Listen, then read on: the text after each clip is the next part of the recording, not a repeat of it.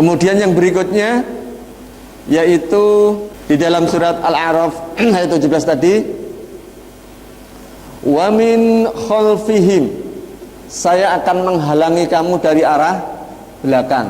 Kalau tadi dari depan ya Pak ya, dari depan tuh kita dibuat ragu tadi ya Pak ya, dari arah depannya kita pokoknya apa-apa bikin ragu, belakangnya sekarang dibikin, yaitu kita artinya apa, wa min khalfihim, kita akan menghalang-halangi kamu dari belakang, yang artinya kurang lebih tafsirannya adalah manusia diajak lupa akan hari akhirat. Wes pokoknya gambaran yang paling sederhana adalah pokoknya kita ini disuruh hanya mengejar dunia. Akhirat mah nanti, kita kan masih muda, besok aja kalau udah tua baru kita kejar akhirat. Kerja pagi jam 3, berangkat sore, malam sampai jam berapa, sampai tua. Ya emang kewajiban kita emang bekerja Pak ya, mencari nafkah, tapi ibadahnya juga jangan sampai tertinggal. Ini sayang sekali kalau seperti ini. Ya ini adalah bagian dari tipu daya setan, supaya kita lupa akan ibadah. Kerja terus untuk ini, untuk itu. Punya mobil satu kurang dua, rumah satu kurang dua, apalagi pokoknya harus kita kerja terus. Terus lagi dibuat kita itu bahkan malah kadang lupa halal apa haram. Apalagi rezeki Pak ya sekarang. Ada ya orang-orang yang bercanda, cari yang itu aja susah, ya Pak ya. Apalagi cari yang seperti itu. Ada yang bilang seperti itu. Itu enggak benar itu. Cari yang haram susah katanya. Lagi yang halal, enggak benar seperti itu Pak. Yang halal lebih mudah daripada yang haram. Apalagi sekarang banyak sekali di mana-mana. Saking ragusnya, ini sering saya sampaikan di kultum maupun kadang di khotbah. Sampai apa Pak? Aspal dimakan ya Pak ya, besi dimakan, ya kan, saking ragusnya, sampai jembatan pun dimakan. Ini naudzubillah min dzalik, sampai seperti itu. Jadi dari belakang ini setan pokoknya kita ibadah kita selalu dalam kehidupan dihalang-halangi. Pokoknya harus yang seperti ini. Termasuk mencari nafkah tadi Pak ya. Kemudian anehnya juga begini Pak. Suruh ibadah susah, suruh yang halal susah, suruh yang baik susah. Tapi kalau kita coba nanya Kak mereka, pengen semua kan masuk surga kan Pak? Apa ada orang mati pengen masuk neraka? Enggak kan Pak? Inilah kadang-kadang kita dibikin, kalau kita balik bertanya pada diri kita, ini sebenarnya gimana sih? Wong suruh ibadah, tuntunannya ada, jaminannya adalah surga, enggak mau, giliran mati enggak mau ibadah, pengen masuk surga. Ya ini memang surga dan neraka itu haknya Allah ya Pak ya. Tapi paling tidak kita kan ada tuntunan dari Rasulullah, bagaimana kita bisa meraih surga, bagaimana bisa terhindar dari neraka.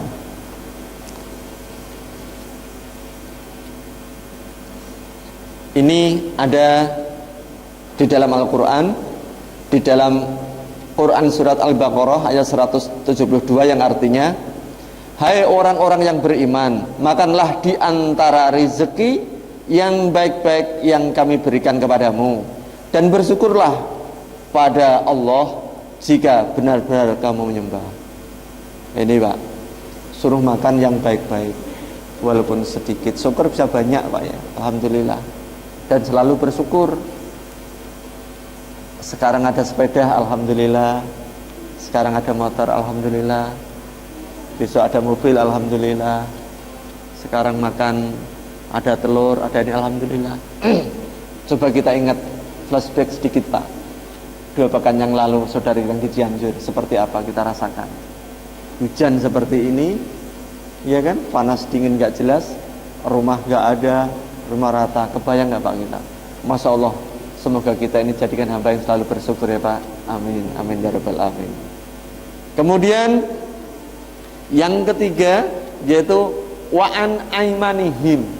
Wa'an aimanihim, yaitu kami akan menghalang-halangi kamu dari sebelah kanan. Tadi habis dari depan, ya Pak ya, dihalang-halangi setan.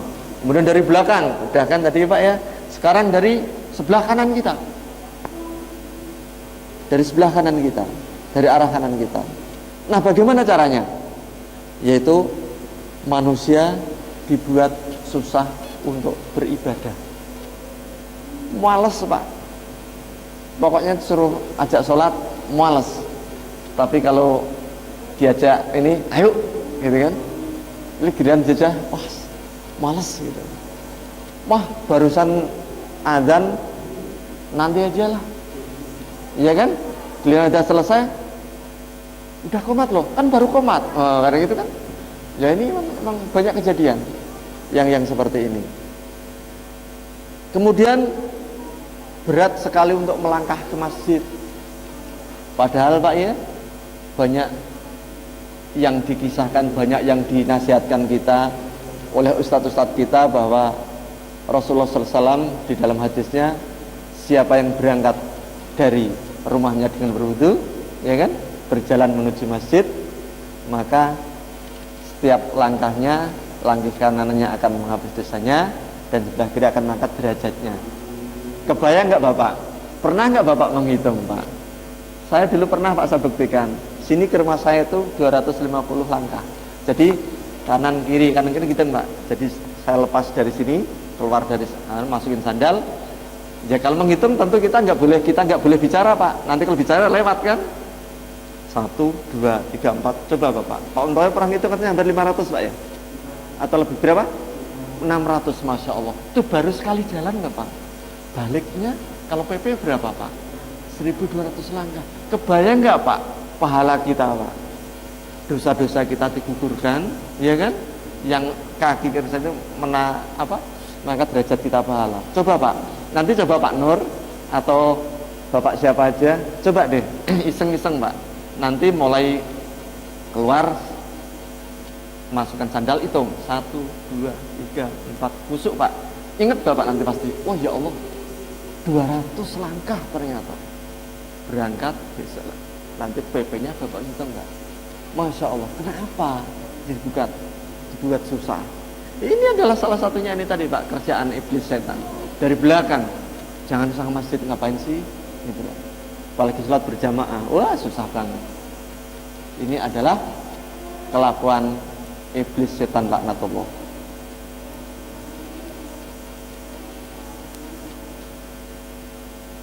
Berikutnya termasuk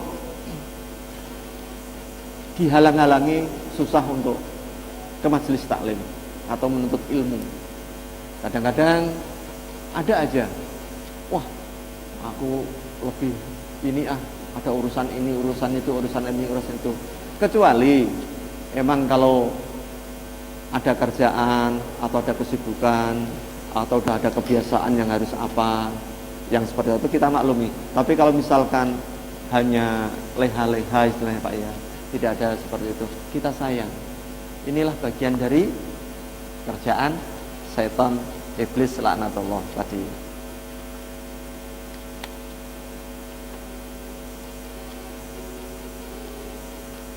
Kemudian yang berikutnya adalah untuk yang dari belakang, termasuk untuk beramal Pak. Enggak setan selalu menghalang-halangi kita. Besok mau makan apa, bisa apa. Padahal tidak seperti itu. Allah menjanjikan di banyak sekali. Di Al-Quran juga banyak, di Al-Baqarah, Quran surat itu ada, akan dibalas dengan berlipat ganda sampai 700 hingga lebih. Gak usah takut Pak untuk beramal soleh. Zakat Pak, sama. Ayo kita kalkulasi zakat kita Pak, terutama yang berhak untuk melakukan zakat mal ya Pak ya. Gak usah pelit Pak, hitung kita sendiri. Kalau udah memenuhi nisab ukuran harus kita keluarkan zakat malnya. Tapi kalau belum ya memang gak ada kewajiban. Kalau udah memenuhi ya harus kita keluarkan. Dan kalau zakat Idul Fitri insya Allah semuanya ringan Pak ya, dan dimudahkan. oleh Allah Subhanahu wa taala untuk kita lakukan. Kemudian yang berikutnya adalah yang keempat, wa an sama'ilihim, kami akan menghalang-halangimu dari arah kiri. Tadi dari depan sudah Pak ya, dari belakang sudah, kanan sudah, kiri sekarang.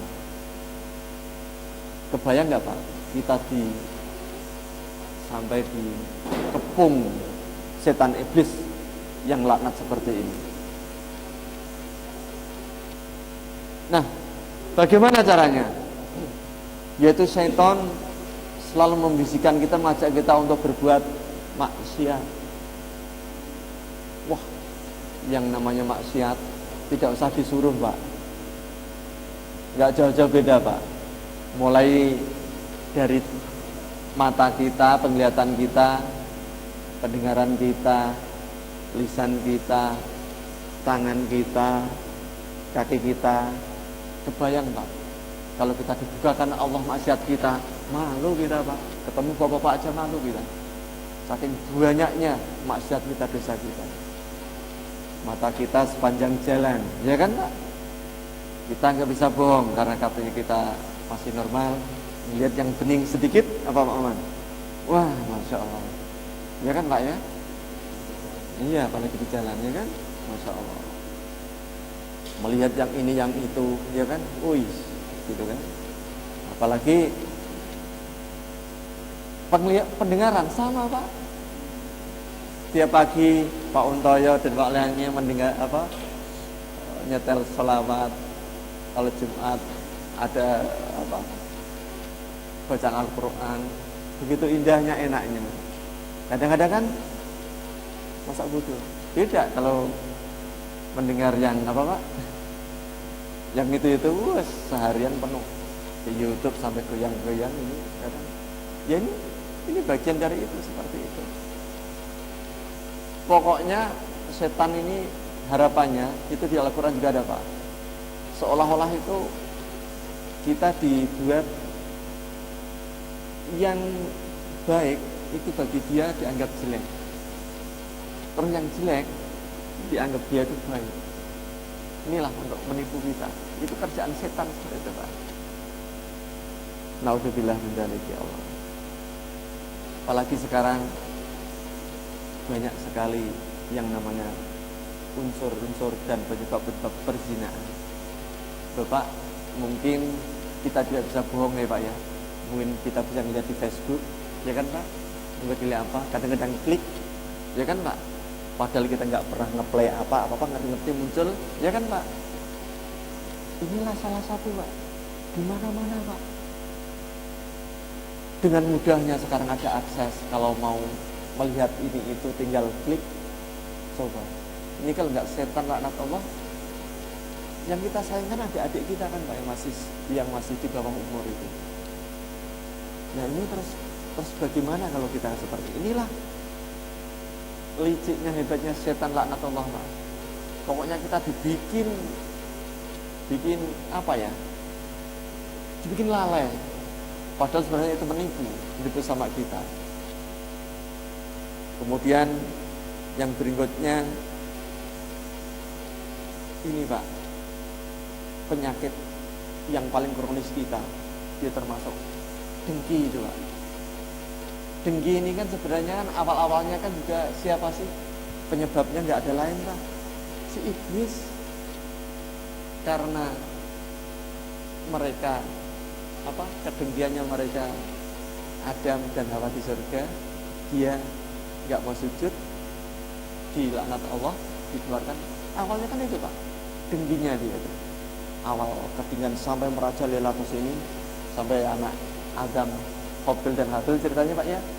Itu juga ya namanya kedengkian sama pasangannya seperti itu. Dan sampai sekarang pun kita akan ketemu Pak yang seperti ini. Apa Pak yang paling gampang kita buktikan di tempat kita? Yang paling mudah, ayo kita introspeksi diri kita Pak. Yang kita kenal dengan apa? SMS. Senang melihat orang susah, susah melihat orang senang. Contoh yang sepele Pak. Pak umpaya motornya baru. Paling paling kredit. Kayak gitu kan. Padahal misalkan ya. Pak Nur, wah mobilnya baru. Paling itu kan ketentuan. Pak ini kulkasnya baru, ya harusnya kan alhamdulillah ya Allah, motornya baru, kulkasnya baru, ini baru. Ini Pak, tanda-tandanya, contoh yang paling mudah, orang-orang yang tinggi, yang ini tinggi ya ini, yang SMS tadi itu, senang melihat orang susah, susah melihat orang senang. Nah terus maunya apa? Itulah. Itu seperti itu, Masya Allah. Ini memang sungguh luar biasa ini kerjaan setan. Nah sekarang pertanyaannya Bapak semua yang dihormati Allah, iblis setan itu sudah mau halangi kita dari depan, sudah, dari belakang sudah, dari kanan sudah, dari kita sudah. Terus bagaimana kita untuk berlindung dari ini?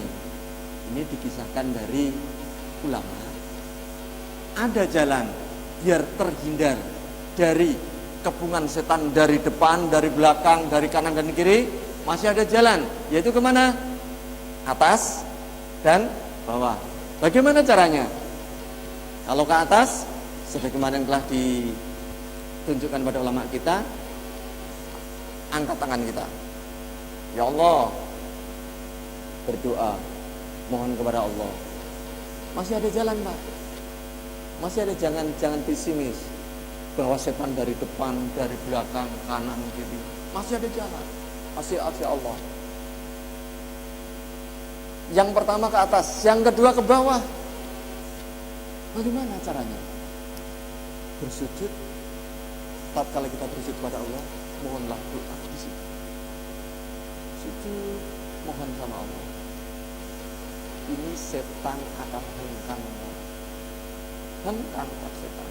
Ini petuah ilmu dari ulama yang pernah saya dapat kajian.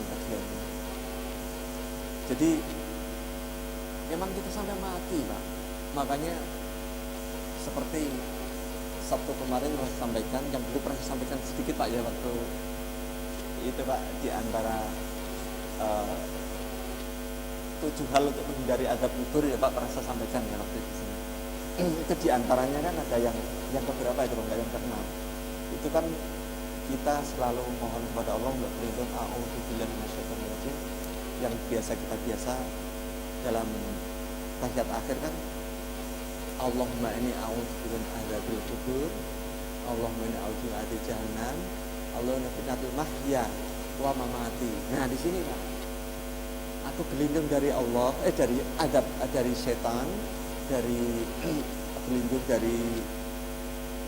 dari azab kubur, berlindung dari jahanam, berlindung dari fitnatul mahya. Ini fitnah hidup Pak. Fitnah hidup kan banyak sekali Pak ya.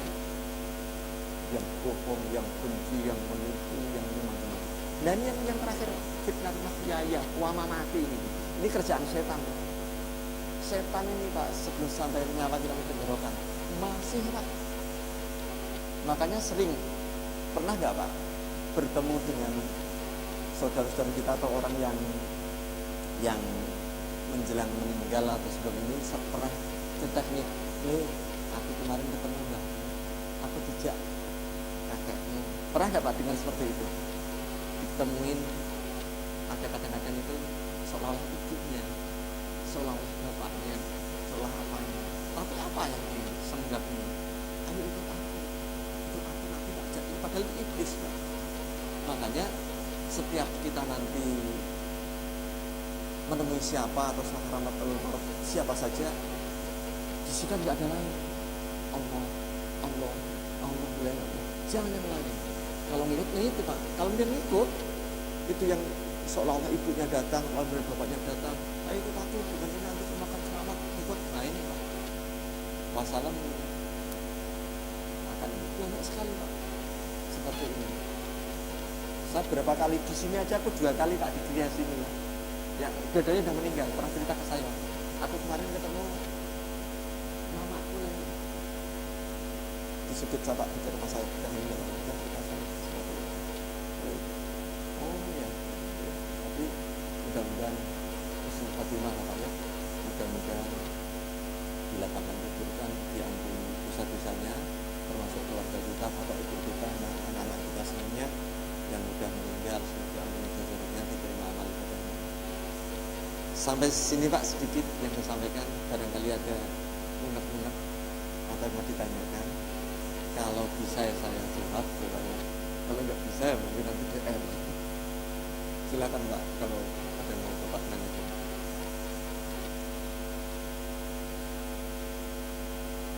Masih berapa Pak? Masih berapa menit? 1 menit. Oh iya. Ya sambil kita santai aja Pak. Ya namanya juga sharing Pak ya. Mohon maaf saya juga bukan Ustadz loh Pak. Nanti kirain seorang pintar enggak. Saya juga ilmu saya baru sedikit. Mungkin Pak bisa jadi ini pintar bapak-bapak daripada saya. Ya tapi kan sunnah Rasul kan katanya sampaikan walaupun 1 ayat, Masya Allah. Makanya nanti kalau ada Ustadz kita berhalangan, ya kamu mau nanti mungkin Pak Maman, Pak Untoyo, Pak Maulana, atau Pak Iriawan atau Pak Nurlanya, Pak Bandiat, Pak bapak-bapak lainnya, ayo gantian nggak apa-apa. Kalau takut salah sampai kapan Pak, kita akan pernah salah. Kita manusia sudah biasa Pak, tapi berusaha untuk menghindari untuk bikin salah. Kalau kita takut terus nggak akan jalan Pak. Apalagi menyampaikan seperti ini, amanah dari Rasulullah, sampaikan walaupun hanya 1 ayat. Bisa Al-Fatihah sampaikan Pak, nggak apa-apa. Kecuali kita memang tujuannya beda Pak ya, tujuannya pengen dipuji, pengen di apa itu, ya mohon maaf itu mungkin beda dari tujuan kita. Kalau ini kan tujuannya kan untuk apa Pak, sharing untuk watawasau bil haq atau sabi haki Pak ya, saling bertukar pikiran dan bertukar ilmu. Kalau tidak ada, ya silakan. Waalaikumsalam warahmatullahi wabarakatuh.